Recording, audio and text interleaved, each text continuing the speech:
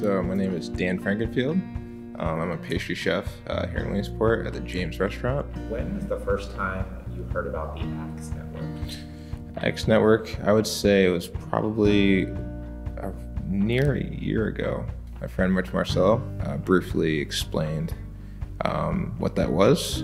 I just knew what they were kind of about, but didn't really see a picture of what it looked like or what was happening within that.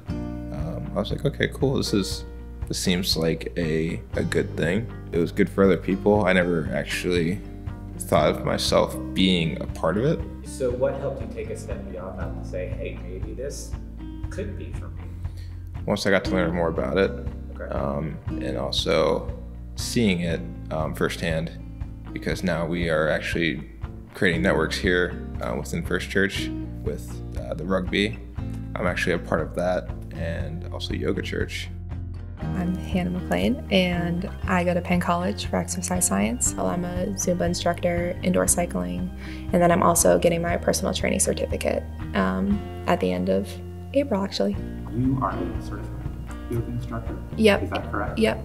I'm teaching Yoga Church here at North Campus since February. I'll go through poses, and I'll either say a verse during it, or in the beginning I like to do a little demonstration on what chakra we're doing, and then there's some verses that I'll say that are connected to the chakra. How did you then hear about this thing called the Acts Network?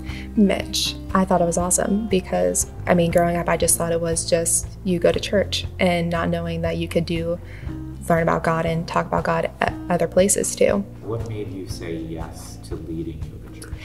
I knew it would help my faith and especially learn more and grow it. And I wanted to have other people experience that as well. How would you say the Yoga Church, what is a way that it helps you worship? I worship in a different kind of environment and in a different way as well.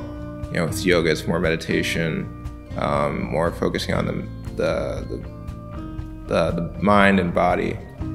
And so we actually had one time laid flat our backs and just kind of soaked in this message, eyes closed, just relaxed the entire body. And that I felt something cool. I felt like I was worshiping at that moment. When I'm, listening to those messages and kind of just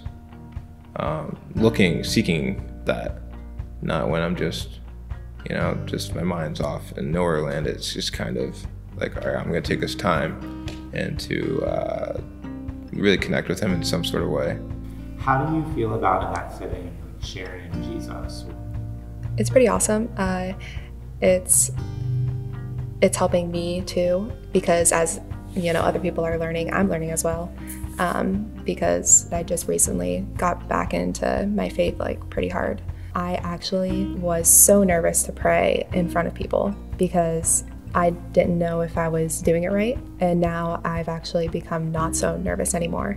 I just ask God to help me calm myself down and just let my words flow.